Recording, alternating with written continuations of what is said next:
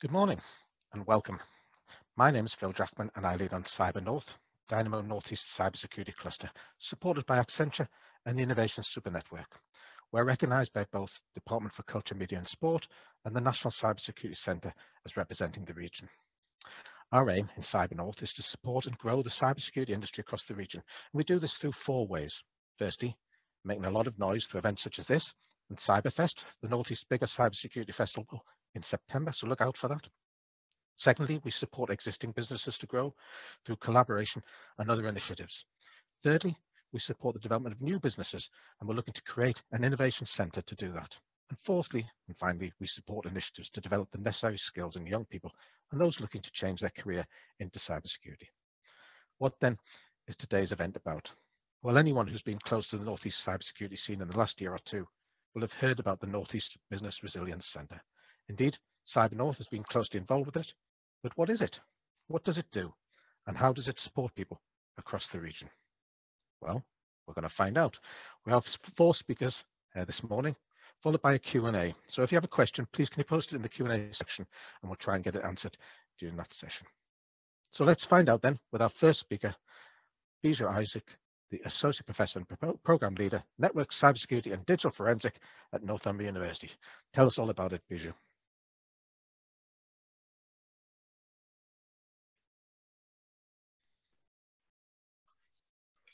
Morning, Bijou. Morning. Thank you, Phil, for having me. And I think it's a great privilege for me to come on screen and to talk about the cybersecurity partnership. I have a few slides, so I'll try to share that.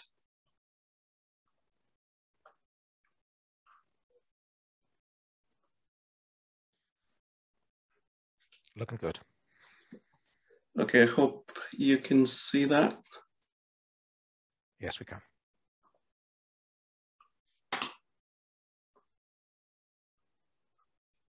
Okay, so I'm going to talk about cybersecurity at Northumbria University, Cyber Clinic, and partnership with Nebrc. So as Phil said, I'm Bijou Isaac. I am an associate professor, and I'm also a program leader of cybersecurity and digital forensics programs at Northumbria University. And I work in the Department of Computer and Information Sciences. So to introduce, my talk, I just want to say the world we are living in have 2 problems. And they are, we have increasing cybersecurity attacks, and we have an acute cyber skills shortage. And that clearly shows, there is a need for cybersecurity experts in the world we are living in. So just to prove my point, I'd like to share the Cybersecurity Breaches Survey 2021, which was released last month by the UK government, which says 4 in 10 businesses, 39%, and a quarter of charities, 26%, have reported cybersecurity breaches in the last 1 year. And amongst these businesses, so they include, micro businesses, small businesses, medium businesses, and large businesses. The medium businesses and large businesses are affected the most, followed by high-income charities. Now, if you look at the skills shortage, you can see in the infographics that 37% of the vacancies advertised for cyber security roles since January 2019 have been hard to fill. And you can see some of the roles, listed there: general cybersecurity roles, senior management roles, pen testers, security architects, general sales roles, related to cybersecurity. And the common reasons are also listed, where it says lacking technical skills and knowledge, which is the highest, lacking work experience, lacking right attitudes and soft skills. So So this is the context of the world we are living in. So cybersecurity at Northumbria, is quite significant in that context. I joined Northumbria University in 2018. Prior to that, 6 years I was working in Teesside University. And I joined Northumbria as a program leader for 2 programs, computer networks and cybersecurity, and computer and digital forensics. And we had around 275 to 300 students in these 2 programs in all the years. So when I stepped into the university, I remember, the first few days, I thought, wow, this is a great opportunity because we've got nearly 300 students, and they're, such a great pool of talent, we can work with, because I was aware at that time of, the needs in cybersecurity and forensics. And that thinking led me to launch in 2018 a cyber clinic, as I saw the great opportunity. Now, what exactly is cyber clinic? Cyber clinic is more of an informal forum, meaning it's optional for a student to attend, where we teach students ethical hacking skills every week. And we use tools in Kali Linux. Kali Linux is a special Linux OS with 400 plus hack tools inbuilt in it. So you don't need to download and install these hack tools. And we also use capture the flag, CTF, activities, to make cyber security learning a bit of fun. And the important feature of this cyber clinic is basically to foster a culture, an environment where people understand, the importance of cybersecurity. And obviously, I didn't want to run it like a classroom, where I come in and teach. I thought, well, it will be better. It is student-led and run. So that is how it happens, under my oversight, of course. And we invite guest speakers, to come and speak once in a while. And I just want to say that this great initiative of Cyber Clinic is funded by IOC, Institute of Coding, which is headed by Dr. Paul Vickers in the university, and also supported by the Computer and Information Sciences Department, headed by Professor Sean Lawson. So I just want to thank Paul and Sean for their great support in running this cyber clinic. And as you can see, there are some achievements that this group of students have made. In 2019, they were finalists, meaning they got into the top 10 teams in the Cyber Crime Cup 2019 competition that was organized by BCS, British Computer Society.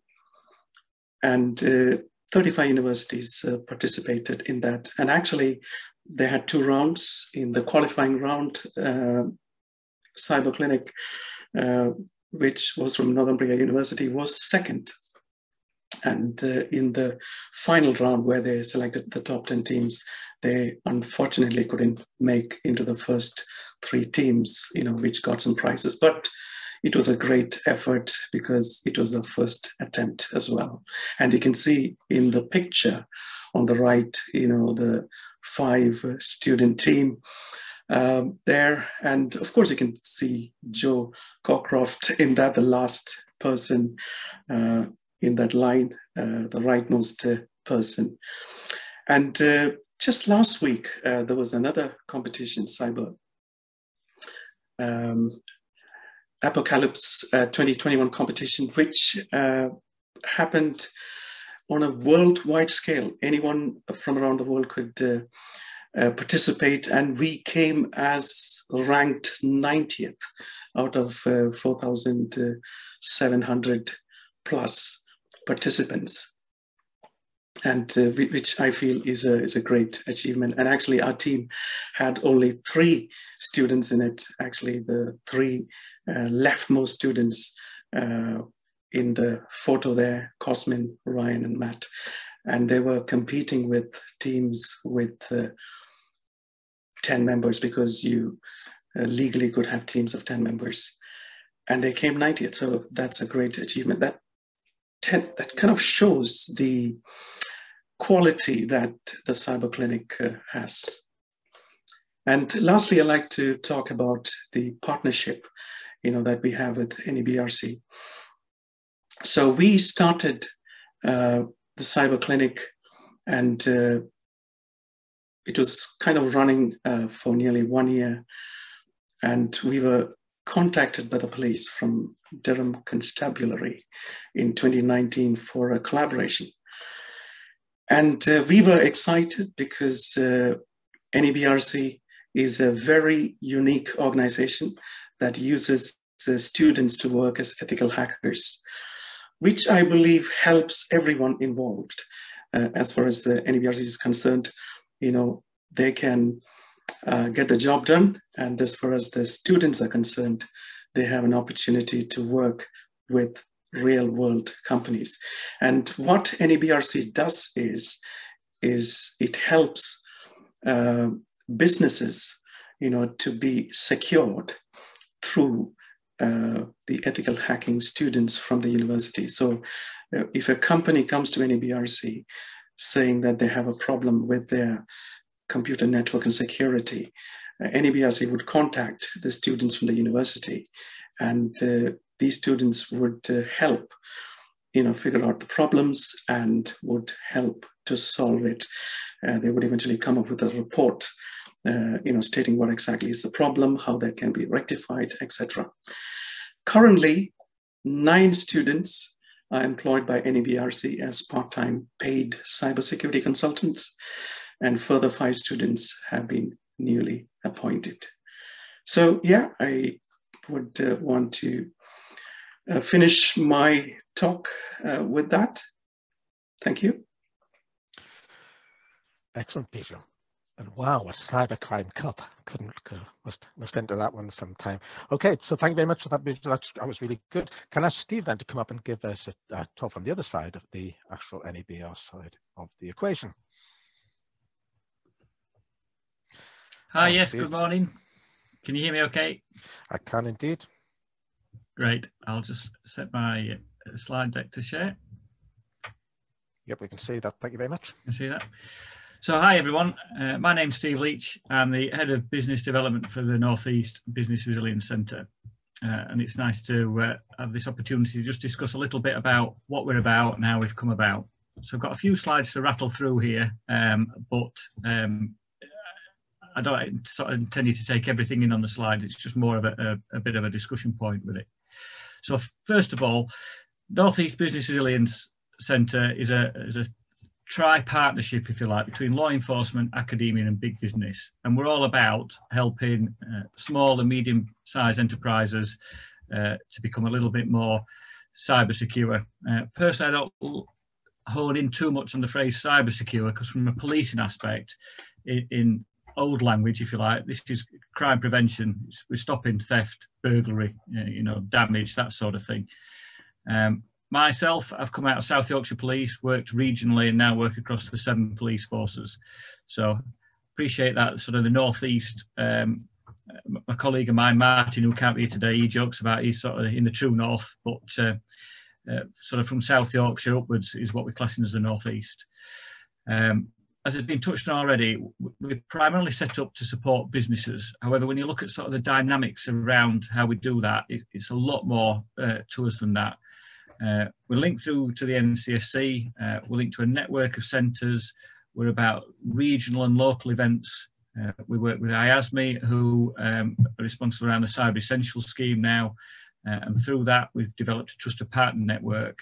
And the whole idea of the centre really is to become a bit of a hub for advice and guidance. And if we can't do it, others can. But when I come on to what we can do, a big part of that is what Bijou's alluded to already, and is around sort of the commercial opportunities that we can give students through a selection process, which I'll touch on shortly. So in terms of a national picture, you know, the Northeast, you can see there, but actually since our inception, and we brought the idea from the Scottish Business Resilience Centre, which has been a bit of a community hub across all elements of what you'd class as resilient issues for businesses. So whether it's retail, crime, metal theft, supply chain, as well as cyber, we've taken the cyber element to it and developed it. And such has been the pace and development of the change of it. All the police regions now, and this includes London, which will come on this year, will have a similar resilience centre. Slight branding change of name, but we're a business resilience centre, the others are cyber resilience centres, but at this moment in time, we all do the same thing from a local perspective.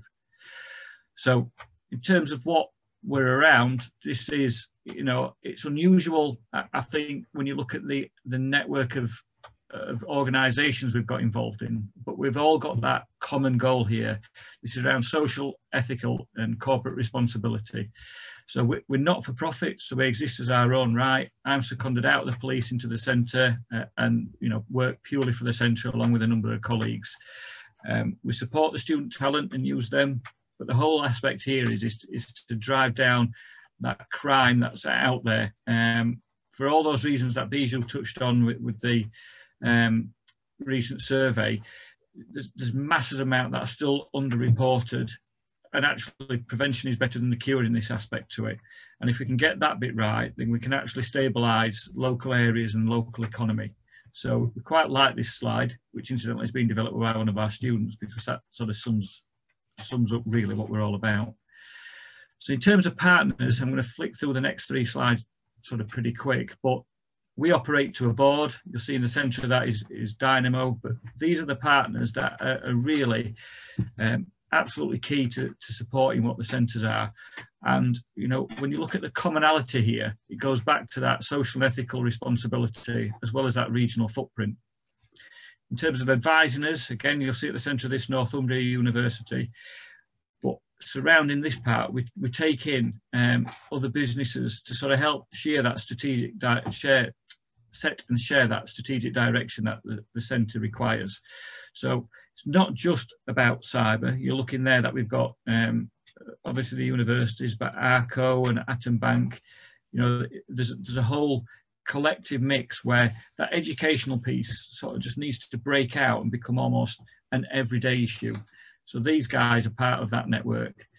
And then just touching on briefly, again, IASME approved Cyber Essentials deliverables in terms of what they can do, but also those high-end cyber services all come from these, which again are tethered up to it. So when we talk about that partnership approach, this is really, you know, innovation, I think, at its best, and it was born out of those really good relationships that started off in the Northeast area between the local police forces and the universities and Dynamo and companies like that. In terms of how we do this for businesses, then it's interesting when you start talking to them, the full range of scope that you can have, from some businesses not knowing what the NCSC guidance is, not knowing what Cyber Essentials is, not knowing what the Police Protect Network can do.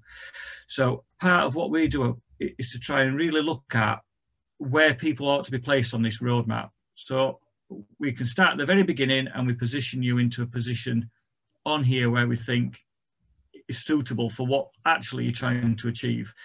So lots of free advice and guidance out there that we support and we deliver. You know, it's also underpinned by the NCSC documentation. But further down the line, we can get into the student services, which Joe is going to touch on shortly. But this is the real sort of key to it. This is taking the brightest, youngest, sharpest minds from the universities that are delivering the most appropriate courses to help us help businesses. So that's where a real good, strong partnership comes in from 2 universities, Northumbria, with the second one being Sheffield Hallam. In terms of the services, you know, it's everything and more that you'd expect from how we can help support businesses with it. So this can go from open source work to some vulnerability assessment to some web application. The gap here we're filling is the space between going to a company that is geared up to support, like the trusted partners are, that sort of medium size and that high end part to it. This partnership here is around getting the students out, because they're the front end of sort of learning and development with it, getting them some experience in the workplace, but getting some affordable services into businesses where we're almost switching them on to understanding what they need to know around that cybersecurity aspect of it. So we can talk about more how to get in touch with us and everything later, and I'll hand back to you, Phil, and I hope that's covered sort of what you were hoping for. Exactly what I was hoping for. So thank you very much, Steve. That's great. So I have the pleasure of being on the board of the NEBRC. It's great to see the region, I think, leading and leading the way things are going. Next up then, I'm going to hear from one of the students involved. We've seen him already, Joe Cockcroft, student and cybersecurity consultant at the Northeast Business Resilience Centre. Joe, are you there? I am. Can you see my video? I can. Yes, thank you very much. And hopefully my slides show up too. Yep, that's great. Okay. There's not nearly as much information on my slides, more of a talking point for me to follow. But hi, I'm Joe Cockcroft. It's just a little bit of a look at the role of cybersecurity students at the NEBRC. First, a little bit about me. I'm a third-year computer networks and cybersecurity student from Northumbria University. Prior to the NEBRC and university itself, I worked as a web developer where my passion for cybersecurity really started to develop. Shortly before joining the NEBRC, as Biju said, I took part in the Cybercrime Cup with some of my fellow students. And that is really what gave me the push of confidence to apply for the NEBRC. I joined the NEBRC in January of last year as part of their initial student recruitment. Since then, I've been involved in 2 web app vulnerability assessments, as well as having created various blog posts and infographics for the centre as well. Lately, I've also taken on a more senior student role, which has involved being more involved with the initial communications with clients, and also supervising some of the students during web assessments. The primary role that students have at NEBRC is to help in delivering the student services. These services cover a variety of different areas concerning businesses and their cyber resilience. As part of delivering the student services, students are also involved in writing reports that will be sent to clients as a presentation of the findings that they have gathered as part of delivering those services. And in addition, students are invited to create informational resources such as presentations, infographics, and more. These help businesses with their cybersecurity and also help Steve deliver his presentation today. They can also write blog posts about areas of security that they might be interested in as well. As you saw on Steve's slides, these are the student services that we help deliver. I'm just going to go through a sort of a brief description of each of these. So we've got internet investigation. These are a comprehensive review of publicly available information about an organisation or an individual's online presence, associations, and what personal or private information they have available publicly. We've got vulnerability assessments. These can be internal or remote, with the internal involving a scan and review of internal networks and systems, looking for weaknesses, and remote being a review of an organisation's connection to the internet to look for potential weaknesses in the same way an attacker would perform reconnaissance. We have cyber business continuity exercise. This is a review of a business's continuity planning and the resilience of the organisation to cyber attacks such as ransomware or when attackers take control of your core systems. We have web application vulnerability assessments. These are an assessment of a company website or web service to identify any potential vulnerabilities that might be present. This is done so using best practice industry standards and following the OWASP top 10, which are the top 10 most common web vulnerabilities. We have security awareness training. This is providing training to give simple and effective knowledge so that people can understand their environment, provides them with the confidence to challenge when something might not look right, such as a phishing email. And security policy review. This is a review of an organisation's current security policy, looking at how it is written and how it is being implemented. So when a business has approached the Nebrc about the student services and chosen what they would like to be carried out, a student from either of the universities or both of the universities, depending on the service that's needed, will be selected and contacted. It's not compulsory for the student to accept this work, and they're free to decline for any reason they may have, but it is very valuable work, and it's very valuable to accept if it does come up. When they accept, they will usually be put in contact with a senior ethical hacker who will provide them with the necessary details and will be there with them for the delivery of the services. Once the students have been selected and contacted and dates and times for the service delivery have been agreed upon, delivery of the service can begin. Students are provided with the necessary training prior to being contacted about the services so they're able to effectively deliver. You don't have to be, nor are you expected to be, an expert in these areas. A senior ethical hacker will be available to contact at all times during the delivery, and depending on the service, might even be there with you. If you're unsure how to approach something and need some guidance from someone with some more experience in the area, then you can just get in contact with them and they'll be happy to help you out. Or if you feel confident in your own approach and are ready to get stuck in, they will be happy to let you go ahead and do that. Regardless, there will be someone to supervise the delivery of the service and to ensure everything goes smoothly. Once the service has been carried out, students can then move on to writing their section of the report for the work that they have carried out. This is the report that will be sent off to the client and presents any findings from the delivery of the service. The report's in two parts, which is a high-level executive summary and a technical section. It's also possible that a student is invited to a meeting with the client after they have submitted the report. This will be along with the rest of the team who worked on the service, as well as maybe Steve or Martin from Nebrc.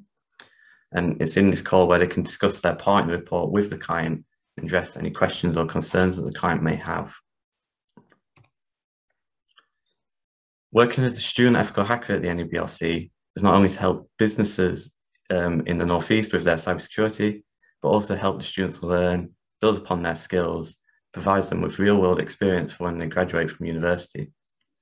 These are just some of the ways that my experience from working with the Nebrc has helped me. Being a part of 2 web vulnerability assessments has allowed me to apply my skills in a real-world scenario. It's provided me with valuable experience, as well as enabled me to strengthen my skills and process. I acted in a supervisory role for the second of these assessments and was able to apply all I'd learned from the first to help guide the student I was working with, allowing us both to effectively work as a team and ultimately produce valuable results for the client.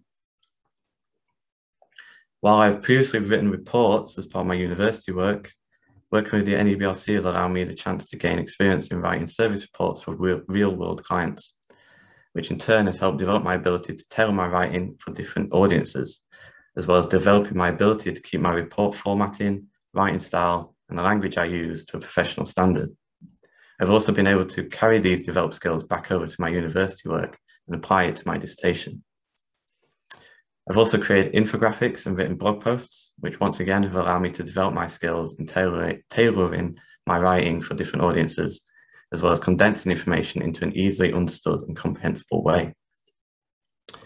I've recently begun more directly communicating with clients as part of a more increased student role to understand their needs and how the Nebrc and its student services can help them. This has given me invaluable experience in working with clients to ensure that both parties are satisfied with the work proposed and carried out. And my increased role has also given me the chance of scoping web vulnerability assessments, giving me experience in being able to formulate effective and efficient questions to paint an accurate picture of the depth of that assessment and the time it would take to carry out that work. And that's everything from me. Thank you. Excellent, Joel. Thank you very much. It's good to see those lights before the BRC, so that was good. I'm sure the blog posts are a useful resource for anyone who's interested in coming into the industry. There's lots of stuff out there. Please have a look.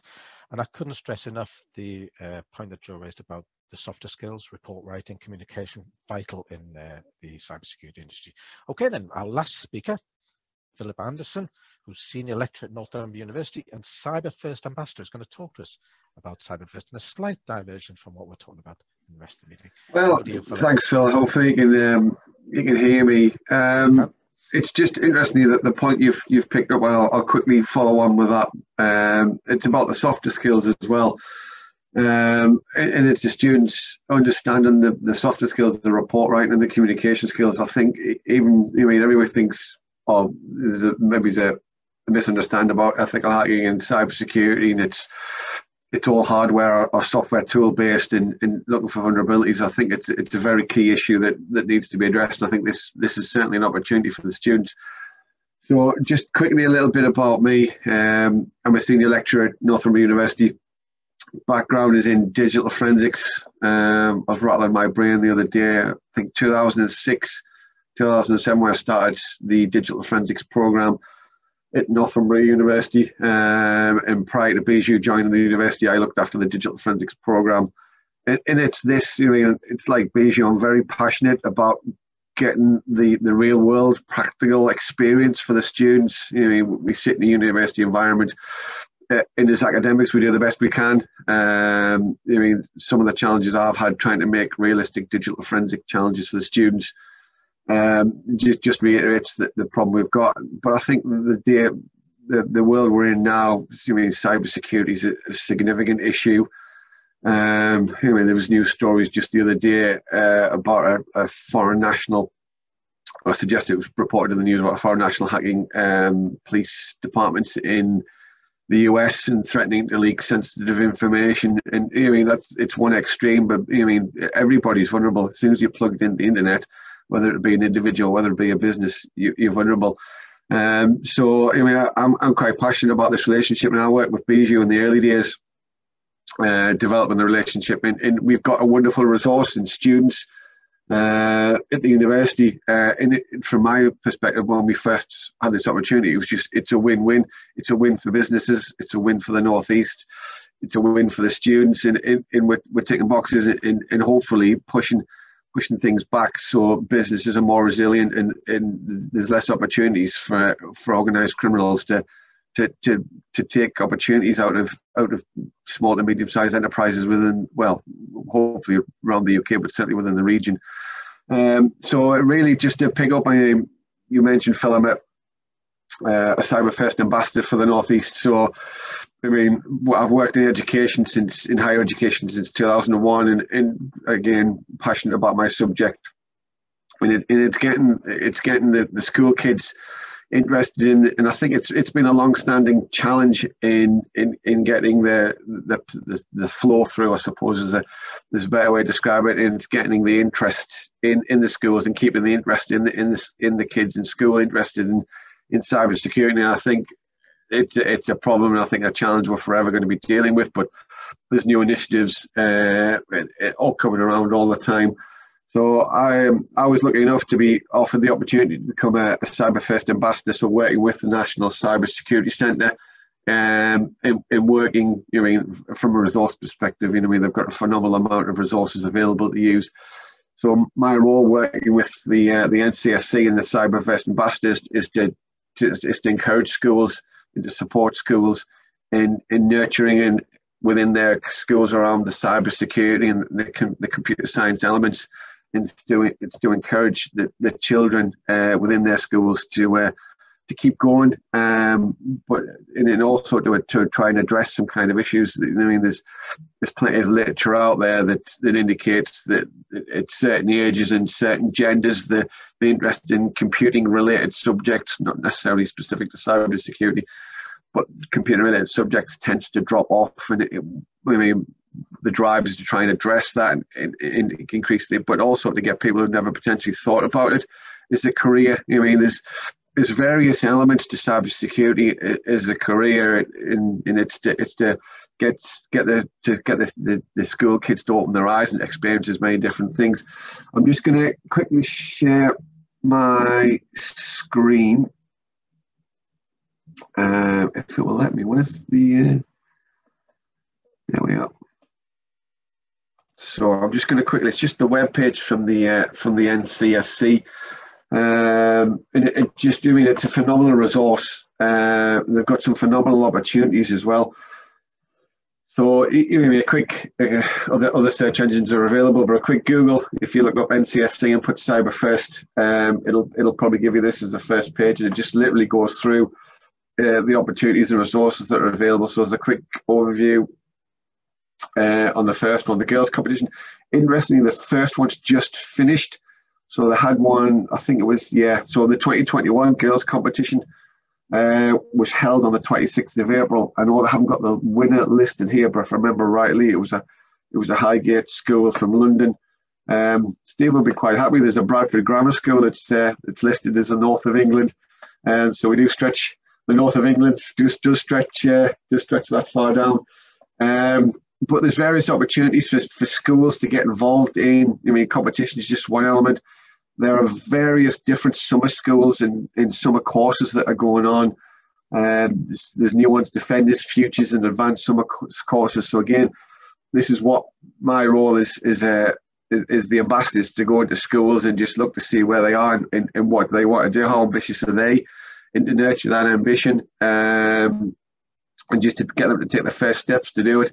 But I think the important thing, and what I want to do is because of the Northeast, and obviously involving various things around cybersecurity and education, but to nurture a region that supports each other as well. So we've got schools supporting schools, but we've got businesses supporting businesses. And as a university, we've always had close relationships with schools in the Northeast to develop the attraction of students going on and children at school looking at further ed and higher education. Another opportunity. Interestingly, I had a message from a current student. I'll not mention the name in case I embarrass them. But they were one of the people who were successful in an NCSE bursary, and they are very thankful for that. And it's opened up a number of doors. So they're finally a student, and because of the bursary and the apprenticeship approach, they've been offered another opportunity over the summer to do some other work as well. So there's all kinds of support available. The Cyberfest and school colleges is obviously the key thing, but they all bleed into each other. So the northeast of England is the area I'm representing. We're getting schools to step on board, the Cyberfest schools, so we can get them involved in this scheme. We can support them. There's 3 stages to it. There's a bronze, there's a silver, and there's a gold. And it's just to get them maybe on the stepping stone, or if they're quite advanced, maybe it's getting them the silver award or the gold award involved in that as well. And then finally, it's just the resources page. So it's a phenomenal opportunity. Looking forward to it. As you can imagine, I'm enthusiastic about it. So it's in its early stages. In the minute we're looking now, we've got a nice little group of people within the Northeast who have willingly offered to spend some of their valuable time to help support this, and we're looking at starting to approach schools to see if they're interested in where they are and support them, getting them on the Cyberfest schools, so that we can feed this in through the schools and then into universities and then into the job market, which is ultimately what we're trying to solve. Great, Phil.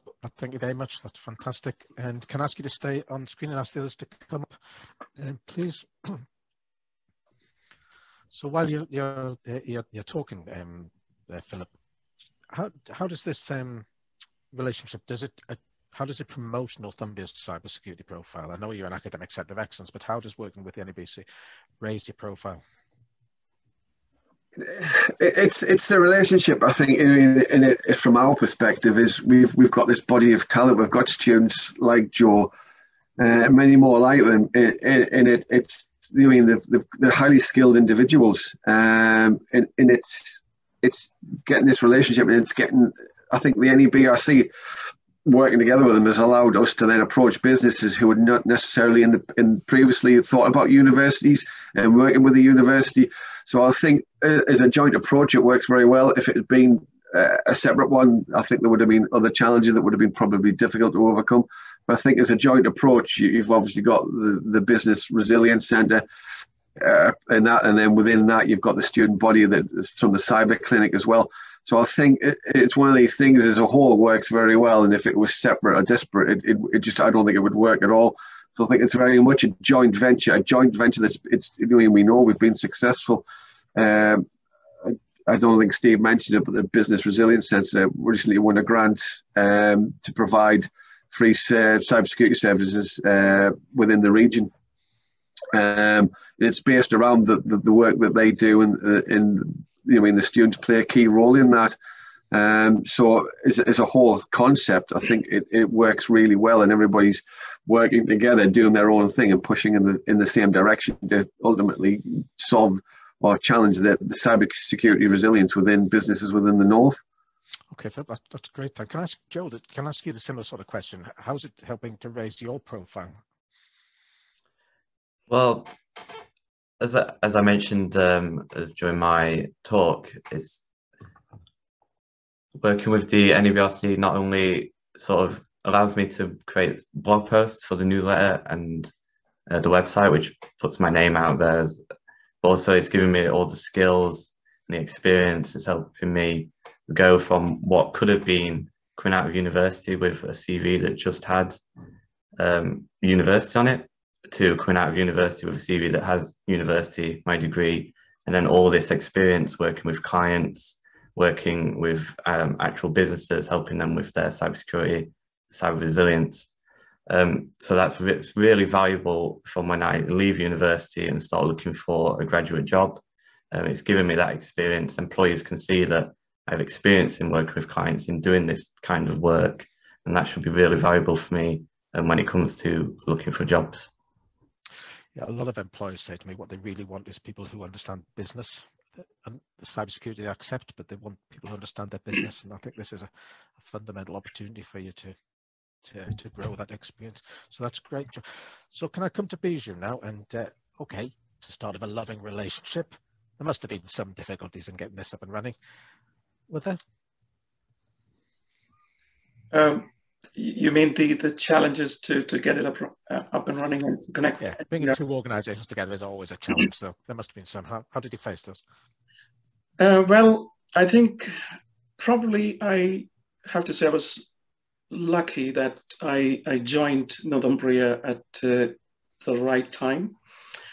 When I was handed over a program that is running so well by the previous program leader. So I kind of inherited a lot of good things that he has done. And obviously there were two programs, one in cybersecurity and the other one in digital forensics. And I did see that opportunity with what I call as the untapped potential with the students. And well, I didn't have any big plans actually to, connect with an external organization because I just didn't know anyone. I was fairly new to the university. So what I thought is that, okay, what I can do within the university, within my authority, is to run the cyber clinic, in an orderly fashion, in a fashion where there is quality. So that is what I focused on when the cyber clinic started. And then what happened was, through word of mouth, people started talking about cyber clinic. And even without my knowledge, the cyber police heard about it and kind of contacted us, through email to attend a meeting. I clearly remember, along with Philip Anderson in the University of Sunderland.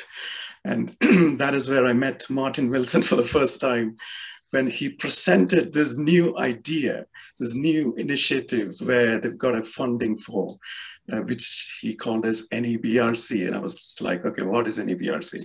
And so he talked about this idea. It was in an infancy, embryonic stage at that time. And then after the meeting, I had a personal conversation with him about what we are doing. And he was so excited because that is exactly what he was looking for. Students with cybersecurity skills, not just studying a degree, which a lot of university has, but who have specialist knowledge in terms of, doing ethical hacking and stuff like that. And then obviously we had a lot of meetings after that. And that is how the connection was made. And well, I don't think I did something great, but I was fortunate enough to be in the right place at the right time. And that is how I want to put it. Excellent, excellent. I'm sure Philip will say that there's always a good time to join Northumbria University, but there you go. Steve, can I come back to you and ask you a similar question? Were there any teething issues in terms of getting the relationship up and running? I think other than the language barrier between who's in the actual north and where the true north lies. But sorry, I don't quite understand what you're saying there. Just to, I suppose, echo Biju's point, really. You know, I'll come on to teething issues, but it does generally feel like everything aligned at the same time. For, you know, I started policing in the early 90s, and prior to that, I'd done electronic engineering, and within that, I'd done communications, digital stuff, and then sort of throughout my police career, from a detective perspective, I'd always had that link into digital investigations with it, and you know, I can say from a police point, it's been a real challenge because it doesn't get the recognition and the support, and the police would quite like things in particular silos. So if there's an issue, we'll set up a team to deal with it. So burglary issue, burglary team, theft, you know, theft team, robbery team, that sort of thing.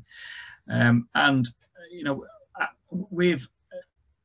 I think the big sort of wake up call from a government perspective was the WannaCry issue, you know, on the NHS attack. I think that showed, one, how vulnerable we were, and two, the vulnerability to an untargeted attack as well, but also that infrastructural damage that could have caused, and actually the knock-on effect from that.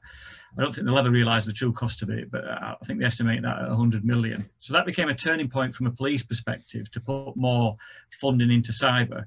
But then police forces are set up with geographical boundaries, and cyber isn't. And cyber's not only national, it's international. So from a sole position as police, you know, we were losing the battle in sort of my view, in terms of how to get that message out and how to understand what was out there. In terms of cybercrime reported, you know, it's something like 3% of crime that they think was out there was reported last year. So, you know, it's massive underreporting, which then provides us with the challenge of understanding what that looks like. So in terms of being in a position with it, suddenly when we started to look around how we could resolve that, because, you know, we are trying for innovation all the time with it. When we saw what the Scottish model was, and particularly the journey that they've done on the cyber part of the Resilience Centre, when we started to come down through the north, and I'll include yourself in this, Phil, in fact, both Phils and Biju, you know, that relationship, that, and I'd say that struggle that police had sort of trying to combat that, the links that got to academia, but how all that sort of knitted together. Suddenly, when this idea of let's create a resilience centre and let's bring everybody into it, and at the same time make that pitch to the Home Office to get that innovation funding. And I will put a plug in here, incidentally, for everybody associated with it. We won, which I'm not aware of, but I am now, the OSPA. So this is the Outstanding Security Performance Award for 2021, went collectively to the NEBRC. So from an initiative perspective, bringing together big business, academia, as well as the police, it suddenly almost became a no-brainer. It was the missing piece in the jigsaw. And then I think, again, credit to people involved with this, because there's been some hard work with it.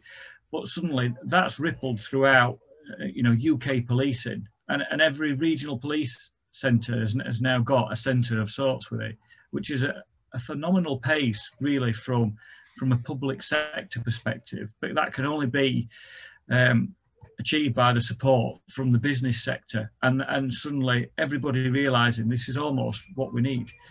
So yes, there's teething issues. We work to 2 police regions, so we've got the YAF as well as the NERSU. So we're the only region that's that. So, you know, funding from that aspect to it. Personally, I'd like to use more students. You know, it's a tough selection process, you know, and we're all involved in that. And the more students we can get through it, the better. But you know, we've got to sort of keep that commercial viability with it.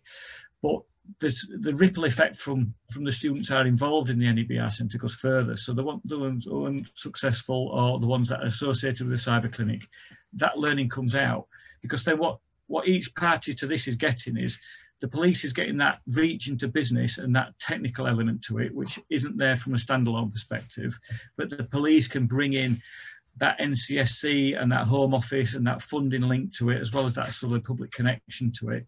Academia gets that exposure and that real life practical experience with it. And Joe's point is valid. If he goes for a job application, when he walks through the door, you know, the academic side of that CV is almost put to one side because he's competing against peers. Otherwise, he wouldn't be there for that job. So what makes him stand out from it? And Joe's an excellent example of, you know, he's leading some of the students, he's leading the negotiation, he's doing contracts, he's doing scoping exercise, as well as delivering, and then delivering that product to it. And that's what we like from that. From a business aspect, and probably this, you know, you can cover this off as well, Phil, but this is all around that ethical and that social responsibility for that supply chain going throughout it. It's everybody's business. And yes, there might be some high-end services to deliver with it. But it's that real understanding and getting into that community and getting into family and the friends and the networks of it. So it's that ripple effect that I think comes out to it. Okay, that's excellent. And I thought IT was bad for initials, but the police are dreadful to have the initials for anything, don't they? But it's clear, I think, now that cyber underpins most crime these days. It seems to be the easy way. Can you just stay on for a second, Steve? Because I think there is an area of contention that we need to address in terms of the BRC, and that is its relationship with existing commercial providers. How does that relationship work? I know you've got some on board, but there's many others that aren't. Yeah, so the trusted partner network that we have at present is all IASME approved delivering companies that are capable of delivering cyber essentials with it. Now, when you look into the sort of finer detail of where cyber essentials is at, our experience through that contract that we've got is companies fall far beneath that level of education. You know, some have heard of cyber essentials, but that's only because they're wanting it for procurement purposes. They don't actually understand the benefits of it. But what the government have done throughout the scheme is they're now sort of enforcing that learning with it. But there's such a void in knowledge between the starting perspective for businesses before they hit that sort of trusted partner element to it. That's the gap that we're filling with the students. Now, some of the language sort of can cause a little bit of angst. So you'll talk and people will think we do pen testing, and you know, we've been on a call prior to this one where it's it's great, it's a pen test. It isn't, and we don't do pen testing. You know, this is vulnerability assessments. What we're trying to do is pick up from where the police would lead off, because some of the police forces can do Nessus scans, but that isn't a vulnerability scan either to the ones that you know Joe would do with it. But it's a taste of what it could be. Our element there is really around that user education and that experience with it. And then, you know, we're happy to signpost to the businesses that can then take that further. So we don't accredit for cyber essentials. Yes, we might do some work around the fraud element to it, but we can do that from a law enforcement perspective anyway with it. But actually, it's about bringing collectively people together. So the trusted partners meet quarterly, the advisor group meets quarterly. There's other aspects that we're now sort of looking at discussing, and where can we support other providers a bit. But you know, we had a little bit of rub where when we started off, the police forces are thinking, well, are you taking over what we're doing? And we're not. You know, you fundamentally, you look at this, there's a massive space out there, and that contract we won, I think, is real good, interesting material to when you start to get into it. Businesses don't know where to go to. So it's an untapped market, this. They don't know to go to the police, don't know what else is out there. But we've now got a brand that they can sort of trust. And we won't deliver everything, but we can signpost with trust to where they need to go. And then they can make some informed decisions with it. Yeah. So it's not about creating a competition. It's about sort of trying to open up that marketplace for that untapped. consumer. I think very much it's about creating addressing a market failure for those businesses who are not aware of this. But then you would have to move on. So, Joe, I wanted to come back to you and just say, is there anything else you'd like to see in the program? Is there anything that's missing from the experience that you have, Joe, that you might want to see added?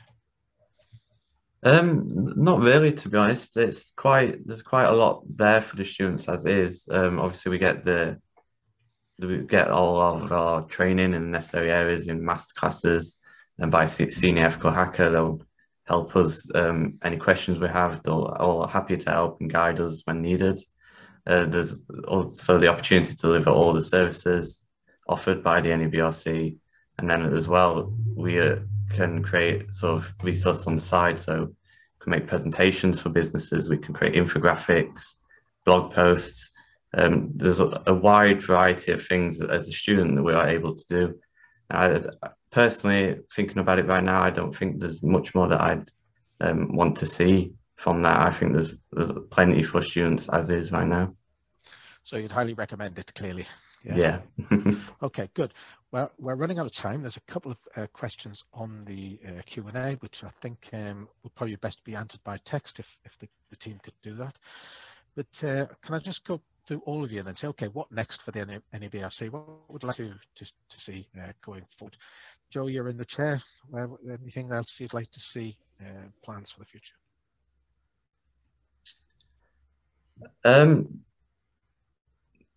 Well, thinking about it, plans for the future, I'd say sort of, obviously as it's new and getting up and running, obviously there are sort of barriers to overcome, learning experiences for not just for me, for the entire Nebrc. I think those are sort of sizzling out now, and everyone knows how to approach things, what needs to be done. So just moving forward, I think it become a bit more streamlined in how we are able to offer all these experiences and make more efficiently go from a client contacting the Nebrc to the work being carried out and reports being delivered and going over that report with the client. So that's something I would hope to see next, is that process becomes more efficient, and now that we know what we need to deal with, so we can get through the work more efficiently and gives the students more opportunities as the work comes in. Excellent, thanks. Philip, anything you would like to say? No, I think there's a lot of hard work being done. I think there's a lot of lessons being learned from it, and I think it's a fantastic opportunity. From my point of view, the university point of view, it's a fantastic opportunity. It's just to keep the momentum going and keep it going. So I think from my perspective is just getting the talent into the universities, and then once they're at the university, get them the experience, and with working with people like the organisations like the Business Resilience Centre and the opportunities that then brings them. So no, it's basically it's all good. Let's keep going. Excellent, thank you very much. Bijou? Yeah, I think Nebrc has made a very good start. And I wish, there are more businesses that are aware of Nebrcs and other BRCs in England. The problem is the lack of awareness. So I hope that gets better. It is getting better. And sometimes you're just not aware of the security challenges. And so you think everything is fine. But that doesn't remove, the risk just because you're not aware. So I think with more awareness, more businesses would come in contact with Nebrc, and that eventually would drive a demand for more students to be part of Nebrc, and for the whole organization to grow. And I see great opportunity, great potential for Nebrc and all the other BRCs to grow in future, because cybersecurity is going to be as one of the top issues in the world we are in, because of high-speed networks, IoT devices, and it is just getting started. So we haven't even scratched the surface, so to speak. So it's exciting, I would say. Yeah. Thanks, Bijou. And final word from Steve. What would you like to see in the future?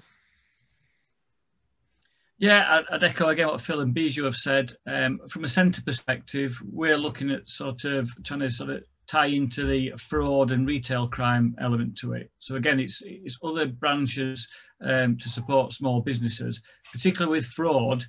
You know, again, I go back to police and silos. To the business, somebody's trying to steal something from them, and it's through a lack of security aspect to it. Most cybercrime is fraud, yet we don't look at it that way. So from a language perspective, we're going to start talking fraud to sort of pick up those companies on the periphery who are suffering losses and just don't see it as cybercrime. Okay, that's great. I'm going to have to cut it here. Steve, there's a question specifically to you on the Q&A. If you could just answer that, that's great. But thanks, Joe. Thanks, Steve. Thanks, Bijou. And thanks, Philip. And thanks all of you for watching. Our next event, I think, is on the 20th of May. It's about doing business with the public sector. Oh, that should be an exciting one. Okay, well, let's look forward to that. And great. Thank you very much. See you all later. Cheers now. Thanks, everyone. Thanks. Cheers. Thank you, Phil.